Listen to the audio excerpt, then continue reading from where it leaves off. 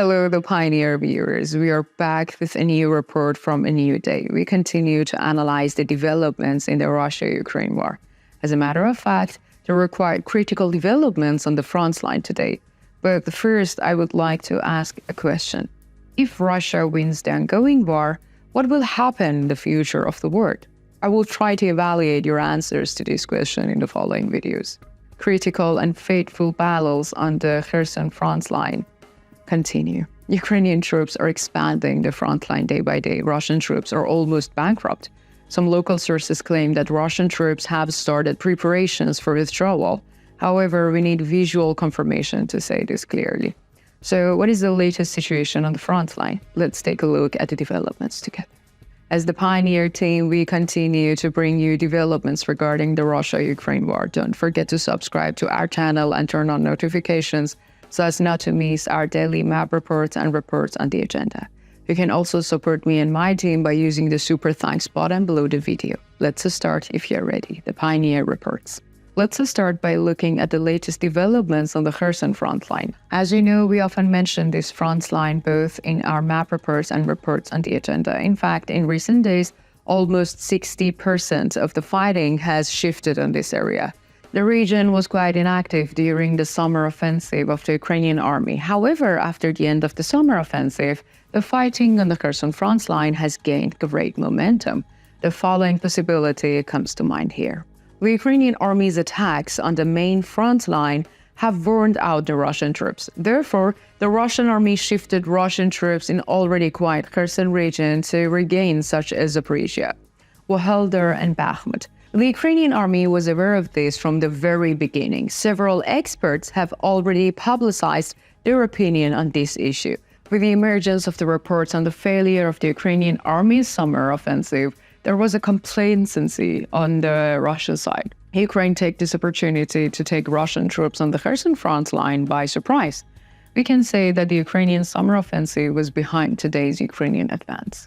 Let us recall what Russian sources constantly say about the Kherson front line. The army is inadequate, the artillery support is insufficient, the troops are inexperienced, the command is problematic, and the Ukrainian army is attacking very fearlessly.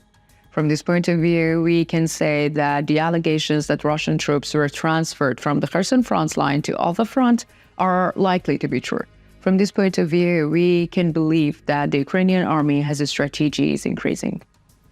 When we look at the latest developments in the region, we see that the Ukrainian army has launched an attack against the Russian army in the direction of Kherson. Although there were intense clashes here, there was no change in the borderline.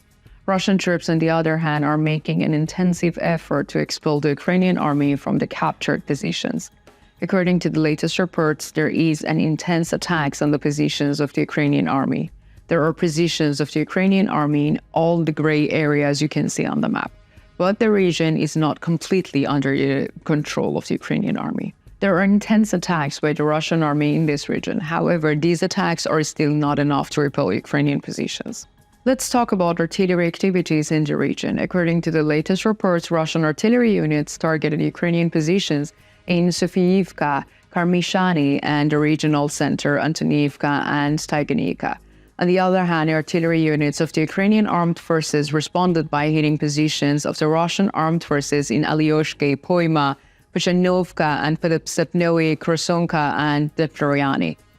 Let us continue by analyzing the latest developments on the Zaporizhia front line. We start with Robertny. The activity in the region has started to increase again. As you know, this has been a short period of silence here. We can say that this silence is completely over. According to the latest reports, Ukrainian armed forces attacked in the direction of Novoprokopivka and Peshenichny. When we look at the latest reports, we see that there is a partial advance of the Ukrainian army in this region. Russian troops in the area had already been softened up by Ukrainian artillery for a long time. Therefore, this advance was inevitable. In the Verpov direction, we see that there are attacks launched by the Ukrainian troops with artillery support. There is a crossfire in the area. Allegedly, Ukrainian commanders now want to get a decisive result in the Verpov. Therefore, the intensity of the attacks here will increase. It has really been a long time. Now there must be some progress in this area. Otherwise, Ukrainian troops will lose motivation. and this will negatively affect the struggle. Let us continue by analyzing the artillery activity in the region. According to the latest reports, artillery units of the Russian armed forces targeted positions of the Ukrainian armed forces in Pityakhatki, Malaya, Sherbyanki, Novodanilovka, Robatino, Guliapol, and Malinkovka. On the other hand, artillery of the Ukrainian armed forces responded to the attacks of the Russian army by targeting the Russian armed forces in Nestryanka, Kopani, Ichenko, Novoprokopivka, Verbov, and Novofedoryovka. Let us continue by analyzing the latest developments in the Vuhledar sector of the Zaporizhzhia front line.